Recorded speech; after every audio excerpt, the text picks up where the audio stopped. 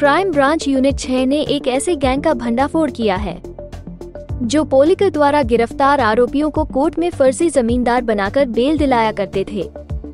ये आरोपी फर्जी डॉक्यूमेंट के माध्यम से पैसे लेकर एक ही व्यक्ति को कई फर्जी दस्तावेज के माध्यम से जमींदार बनाकर खड़ा किया करते थे।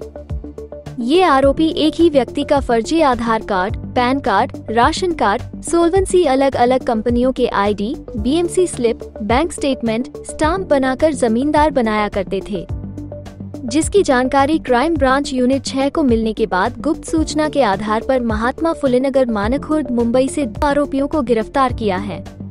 युनिट 6 क्राइम ब्रांच मुंबई यांना मिळालेल्या माहितीप्रमाणे जे मुंबई आणि मुंबईच्या आसपासचे जे जिल्हे आहेत त्या ठिकाणचे अटक आरोपी यांना न्यायालयामध्ये जामीन मिळवून देण्यासाठी बनावट बोगस जामीनदार हे बोगस कागदपत्रांच्या आधारे उपलब्ध करून देऊन त्या आधारे त्या आरोपींना जामीन करून देण्याबाबतचं टोळी कार्यरत असल्याबाबतची गोपनीय माहिती मिळाली होती।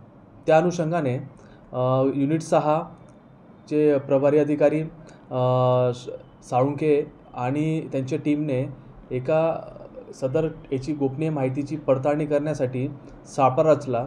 त्याच्याबाबतची अधिकची माहिती घेतली असता त्यामध्ये जी टोळी संघटितपणे काम करत होती त्या टोळीविषयी माहिती मिळाल्यानंतर सदर टोळीतील ज्या घरातून ते ऑपरेट करत आहेत त्या घरी त्यांनी धाड टाकली। त्या धाड टाकल्यानंतर त्याच्यामध्ये त्यांनी जे जामीनदारासाठी आवश्यक असलेले कागदपत्र असतात त्यामध्ये पॅन कार्ड, आधार कार्ड, कंपन्यांची पेमेंट स्लिप, कंपन्यांचा आय कार्ड, त्यानंतर रेशन कार्ड, तसंच त्या ठिकाणचं त्यांचं सॅलरी स्लिप इत्यादी आणि तसेच बँक स्टेटमेंट इत्यादी डुप्लिकेट बनवले जात आहेत याची त्यांनी त्या ठिकाणी शहानिशा केली।